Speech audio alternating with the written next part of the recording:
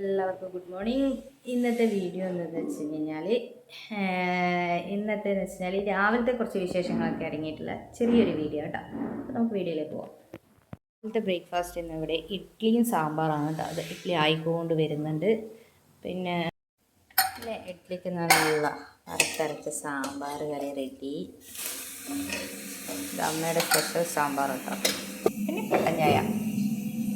അപ്പോൾ ഇന്ന് ഉച്ചക്കത്തേക്ക് അവിയലാണ്. കറണ്ട് പോകുന്നതായതുകൊണ്ട് ഞാൻ നേരത്തെ അവിയലിനുള്ള കൂട്ടൊക്കെ തയ്യാറാക്കി വെച്ചു കേട്ടോ. പിന്നെ വെച്ചാൽ നമ്മുടെ വലിയ പയർ ഉപ്പേരി ഉള്ളിയും പച്ചമുളകൊക്കെ ഇട്ട് സെറ്റാക്കി വെച്ചിട്ടുണ്ട്. ഇനി ഇതിനകത്ത് തേങ്ങയും കുറച്ച് വെളുത്തുള്ളിയൊക്കെ ചതച്ചിട്ട് ഇടലാണ് കേട്ടോ.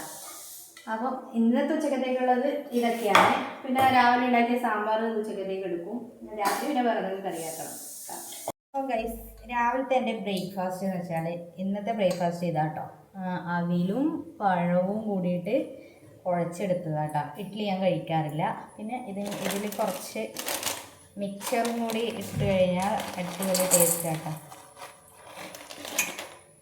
മിക്സറും കൂടി കുഴച്ച് കഴിഞ്ഞാൽ കുറച്ച് ചായയും കൂടി ഒഴിച്ച് കഴിഞ്ഞാൽ ഇതാ ഇന്നത്തെ എൻ്റെ ബ്രേക്ക്ഫാസ്റ്റ് ഇതാട്ടോ. ഞാൻ ഇഡ്ഡലി കഴിക്കാറില്ല. അവിയൽ ഉണ്ടാക്കാമെന്ന് വെച്ചിട്ട് അവിയലിന് കൂട്ടുണ്ടാക്കി വെച്ചതാണ്. കറണ്ട് പോകുന്നതുകൊണ്ട് നേരത്തെ അരച്ച് വെച്ച അവിയലിൻ്റെ കൂട്ടാട്ടോ.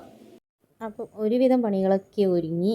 പിന്നെ അതേ അടുക്കളയൊക്കെ ഒന്ന് തുടച്ച് വൃത്തിയാക്കി.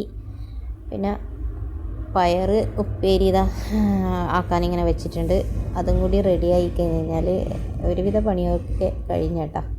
രാവിലത്തെ എല്ലാ പണികളും ഒതുങ്ങി.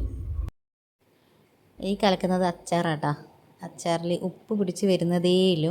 ഇന്നലെ കട്ട് ചെയ്ത് ഫ്രിഡ്ജിൽ വെച്ചതാട്ടോ. അപ്പോൾ ഞാൻ ചെയ്തായാലും ഇനി അത് ഒരു ബോട്ടിലോട്ട് മാറ്റി വെക്കാം. അതാകുമ്പം എടുക്കാനും എളുപ്പമായല്ലോ. ഇവിടെ എല്ലാവർക്കും അച്ചാർ ഭയങ്കര ഇഷ്ടമാട്ടാ. പിന്നെ അത് മാത്രമല്ല, ഞാൻ ഈ അച്ചാറിൽ വിനാഗിരി ചേർക്കാറില്ല. ഈ കേടാവാതിരിക്കാൻ വിനാഗിരി ചേർക്കണം എന്നൊക്കെ പറയാറുണ്ട്. പക്ഷെ ഞാൻ ചേർക്കാറില്ല കേട്ടോ.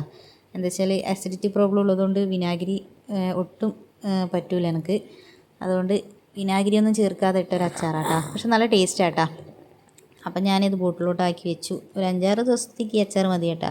ഈ അച്ചാർ ഉണ്ടെങ്കിൽ പിന്നെ ചോറിൻ്റെ കൂടെ വേറെ കറികളൊന്നും വേണ്ട. ഇത് മാത്രം മതി കേട്ടോ ചോറുണ്ണാൻ വേണ്ടിയിട്ട്. പണികളൊക്കെ കഴിഞ്ഞ് അടുക്കളയൊക്കെ നീറ്റാക്കി വെച്ചു കേട്ടോ. അപ്പോൾ ഇന്നത്തെ വീഡിയോ ഇത്രയേ ഉള്ളൂ. ഇഷ്ടപ്പെട്ട എല്ലാവരും ലൈക്ക് ചെയ്യണേ.